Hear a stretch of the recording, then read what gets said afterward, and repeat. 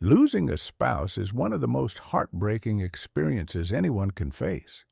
It's not just the deep emotional pain, it's the overwhelming number of decisions that suddenly rest on your shoulders. In moments like these, it's easy to make choices driven by grief, loneliness, or pressure from others. However, some decisions can lead to unnecessary regrets, financial struggles, or emotional setbacks that make the healing process even harder. The truth is, while grief is deeply personal, there are certain things you should always think twice about before agreeing to. In this video, we'll go over 5 things you should say no to after losing a spouse, common mistakes that many people make only to later realize they weren't truly ready. These pitfalls can make an already painful time even more complicated, but by being aware of them, you can safeguard your emotional, financial, and physical well-being. Stay with me until the end, because this isn't just about avoiding mistakes. It's about ensuring you move forward with clarity, strength, and the support you need. Now let's dive in. Number 1, avoid making big financial decisions too soon. One of the most common mistakes people make after losing a spouse is rushing into major financial decisions. Suddenly, you're faced with managing bank accounts, insurance policies, investments, and possibly even deciding whether to keep or sell your home. In the midst of grief, it can feel like taking immediate action will bring stability or a sense of control. But the truth is, grief clouds judgment, and making irreversible financial choices too soon can lead to regret later on. Decisions that seem logical in the moment might not be the best for the long term. Many widows and widowers feel pressured, whether by well-meaning friends, financial advisors, or even their own sense of urgency, to sell their home, move to a new location, or make significant investments.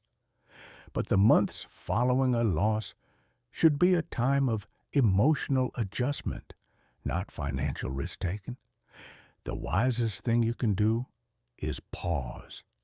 Give yourself time to process your loss before making choices that could impact the rest of your life. Take the case of Margaret, a 74-year-old widow. After losing her husband, she was advised by multiple people to downsize her home immediately.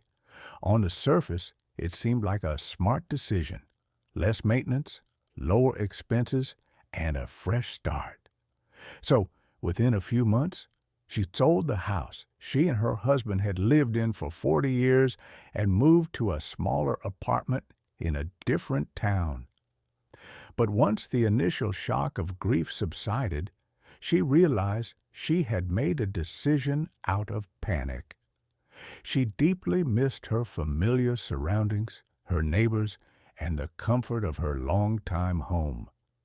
Looking back, she wished she had given herself more time before making such a major change. Financial decisions don't just involve real estate. Newly widowed individuals are often targeted by financial predators, people who see vulnerability as an opportunity.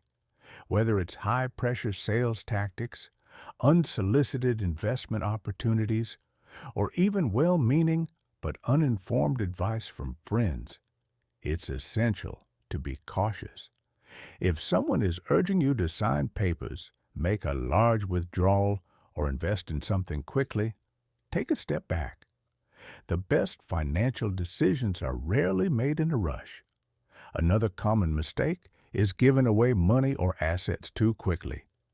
Grief often creates a strong desire to help loved ones, children, grandchildren, charities, or close friends. While generosity is admirable, making large financial gifts or dividing assets prematurely can put you in a difficult position later on. What seems manageable now might not be sustainable in the years ahead. Before making any major financial moves, consult a trusted professional who can help you plan for your long-term needs. The first year after losing a spouse should be about stability, not drastic financial changes. Experts often recommend a one-year rule, which suggests waiting at least a year before making any irreversible financial decisions. This allows time for the initial emotional shock to pass and for you to gain clarity on what's truly best for your future. Losing a spouse is already one of life's most challenging transitions. The last thing you need is added stress from financial mistakes that could have been avoided. Take your time, seek trusted advice, and remember, there's no rush. The best decisions come from a place of clarity, not grief. Number 2, avoid isolating yourself from friends and family. After losing a spouse, it's natural to seek solitude. Grief is deeply personal, and sometimes being alone feels like the only way to process the pain. While taking time for yourself is important, completely shutting out friends and family can lead to an even deeper sense of loneliness, one that makes healing even harder. Many people withdraw, telling themselves they just need more time. But the truth is, isolation can quickly become a habit that's difficult to break. Human connection is essential for emotional well-being, especially in times of loss. When people distance themselves for too long, they often experience heightened sadness, anxiety, and even physical health decline. Studies have shown that prolonged social isolation can weaken the immune system, increase blood pressure, and even shorten lifespan. On the other hand, staying connected, even in small ways, can help lighten the emotional burden and provide much-needed support. Consider the story of Walter, a 78-year-old widower. After losing his wife of 52 years, he stopped answering phone calls, skipped family gatherings, and rarely left the house. He told himself that talking to others wouldn't help, that no one could truly understand his grief, and that being alone was simply easier. But as months passed, instead of feeling better, he felt worse. His days blurred together, his energy faded, and even his appetite changed. It wasn't until a neighbor insisted he come over for coffee that something shifted. That one conversation turned into a weekly routine, then gradually expanded to occasional outings with friends. The more he engaged with others, the lighter he felt, not because his pain disappeared, but because he realized he didn't have to carry it alone. The goal isn't to force yourself into large social situations before you're ready. It's about taking small steps to stay connected. Whether it's answering a phone call, taking a short walk with a friend, or joining a support group, these little actions can help prevent deep loneliness. If you don't feel like talking, that's okay. Simply being around others, listening to a conversation or sharing space can remind you that you're not alone and that support is available when you need it. Another common mistake is pushing away the people who care the most. Grief can bring irritability, exhaustion, or the feeling that no one truly understands what you're going through, but completely shutting others out can create unnecessary distance between you and those who genuinely want to help. Your loved ones may not always have the right words, but their presence alone can bring comfort. Letting them in, even just a little, can make a difference. It's also helpful to seek support from those who have experienced a similar loss. Connecting with others, whether through a grief support group, a community gathering, or even an online forum, can be incredibly healing. Speaking with people who truly understand what you're going through can validate your emotions and reassure you that you're not alone. Grief doesn't follow a set timeline, and there's no right way to heal. But staying completely isolated only makes the journey harder. Finding small ways to reconnect with others at your own pace can provide strength, support, and even moments of unexpected joy. Remember, you don't have to carry this loss by yourself. There are people who care, who want to be there for you, and who can help you move forward, one step at a time. Number 3, don't neglect your own health and well-being. After losing a spouse, many people become so overwhelmed by grief that they stop taking care of themselves. It's easy to skip meals, delay doctor's appointments, or let daily routines slip when you're navigating such a profound loss.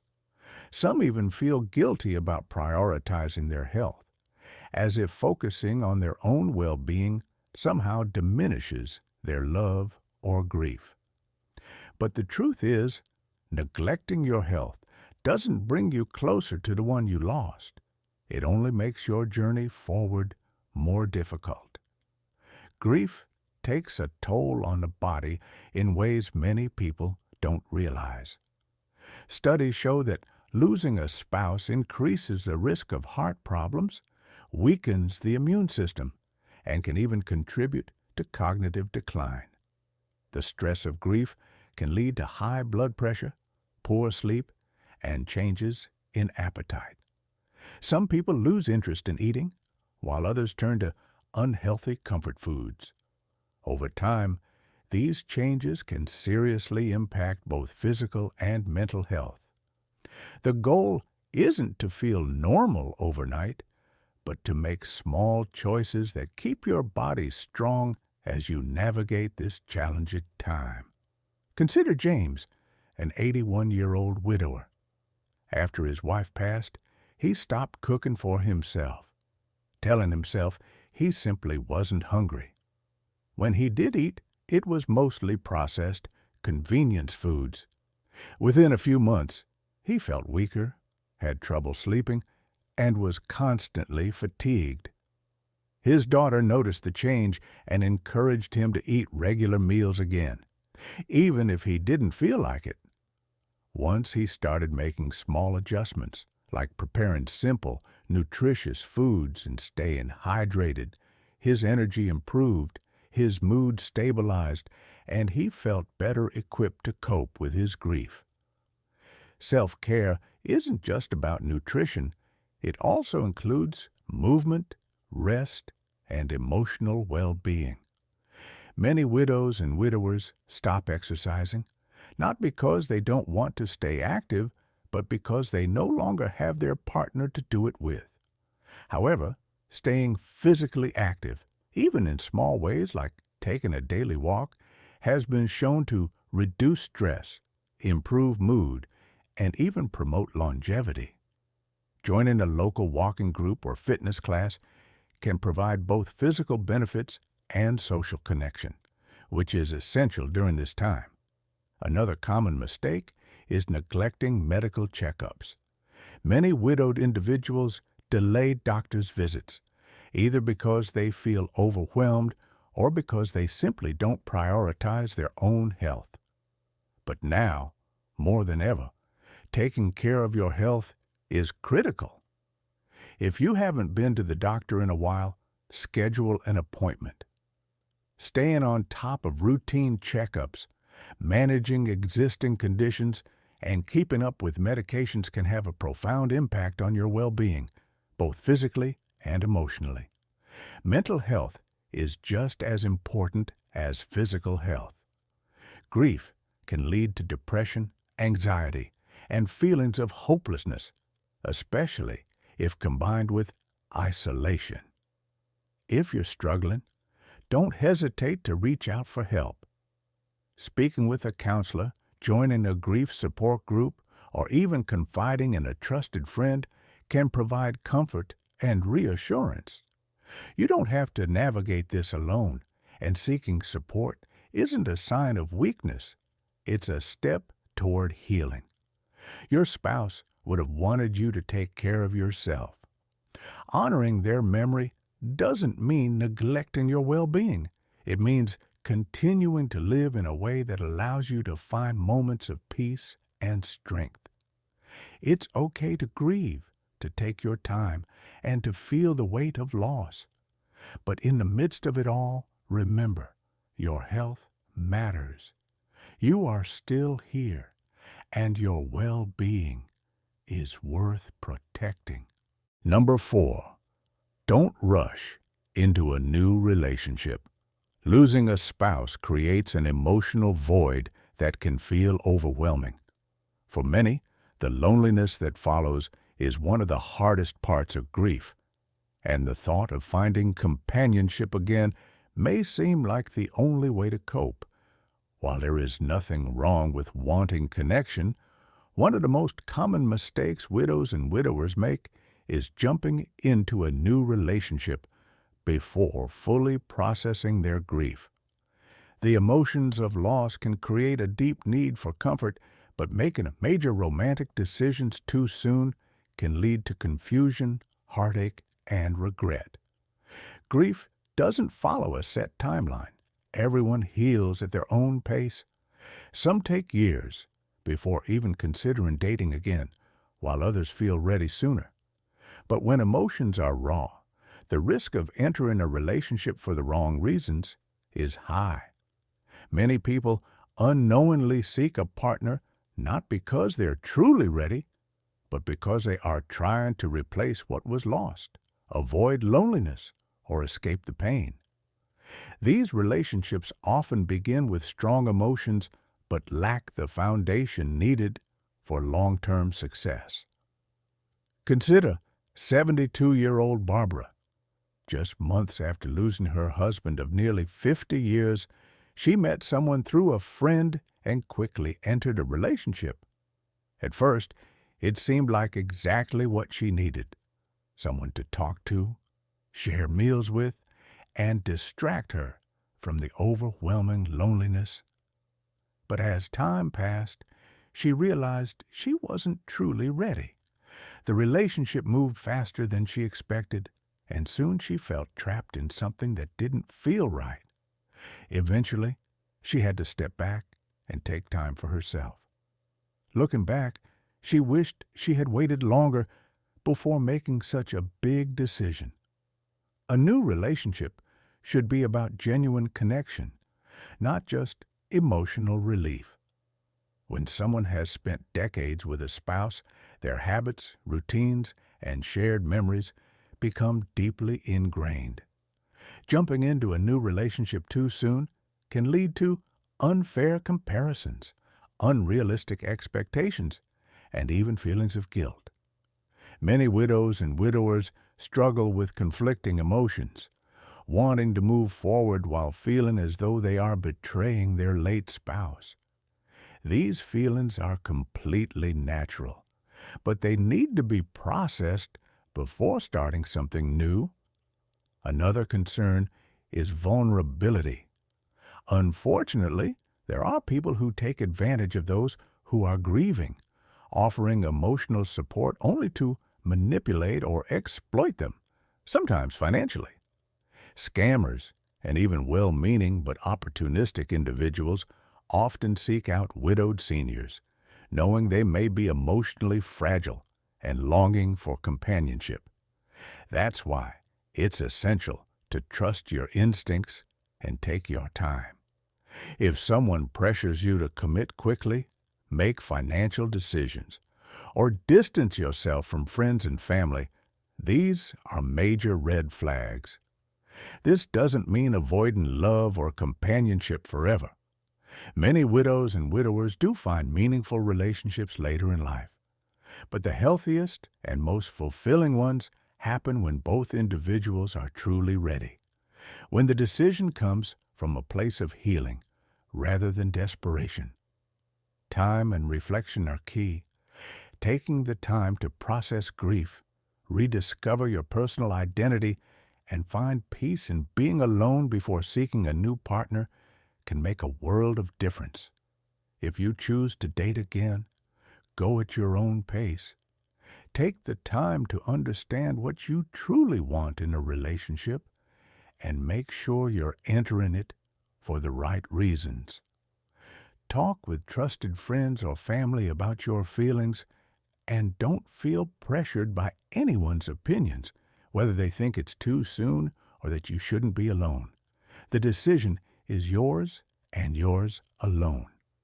At the end of the day, grief and healing are deeply personal journeys. There's no rush, no deadline, and no rule book. The most important thing is to take care of yourself first so that if and when the time comes, any new relationship you enter is built on a foundation of strength, peace, and true companionship. Number 5, holding on to every possession without letting go. One of the hardest parts of losing a spouse is deciding what to do with their belongings. Every item holds memories, and the thought of letting go can feel like losing them all over again. Many widows and widowers struggle with this, keeping every piece of clothing, every personal item, and every small possession exactly as it was, afraid that changing anything means erasing the life they shared. But while it's understandable to hold on, keeping everything indefinitely can sometimes make grief even heavier, preventing emotional healing and making it harder to move forward. Holding on to sentimental items is completely natural. There's no rule that says you have to get rid of everything, but when an entire home remains untouched for years, when a closet stays exactly as it was, or when no changes are made, a house can turn into a shrine of grief rather than a place of comfort. Over time, instead of bringing peace, these untouched spaces can serve as a daily reminder of what has been lost, making it more difficult to adjust to a new chapter of life. Take the case of 76-year-old Harold. After his wife of 55 years passed away, he left everything exactly as she had. Her shoes by the door, her clothes in the closet, and her favorite chair untouched. At first, this felt like a way to keep her close. But as the months went on, he realized that walking past her belongings every day was keeping him emotionally stuck. He wasn't ready to get rid of everything, but when he slowly started donating some items, keeping only a few meaningful ones, he felt a sense of relief. It wasn't about forgetting, it was about making space for healing. Letting go doesn't mean forgetting or loving less. It means allowing yourself room to breathe. Instead of forcing sudden changes, start small. Choose a few meaningful keepsakes, a piece of jewelry, a handwritten note, a favorite photo, and create a special place for them. Then, when you feel ready, begin sorting through other belongings, deciding what truly holds meaning and what is simply taking up space. Another mistake people make is feeling pressured by others to clear things out before they're ready. Friends or family members may mean well when they suggest letting go of things or moving on, but this decision should always be made on your own timeline. If you're not ready, don't rush. At the same time, be mindful that holding on to everything out of guilt or fear may be keeping you in a place of sadness longer than necessary. There is also an emotional balance in repurposing rather than just removing. Some people find comfort in turning an old shirt into a quilt, transforming a collection of letters into a memory book, or passing down sentimental items to loved ones who will cherish them. This way, their presence remains, but in a way that brings warmth rather than just sorrow. Ultimately, grief is not about objects. It's about love, memories, and the bond you shared. No possession can replace a person, but holding on to everything they owned won't bring them back either. Letting go in small, thoughtful ways is not an act of forgetting.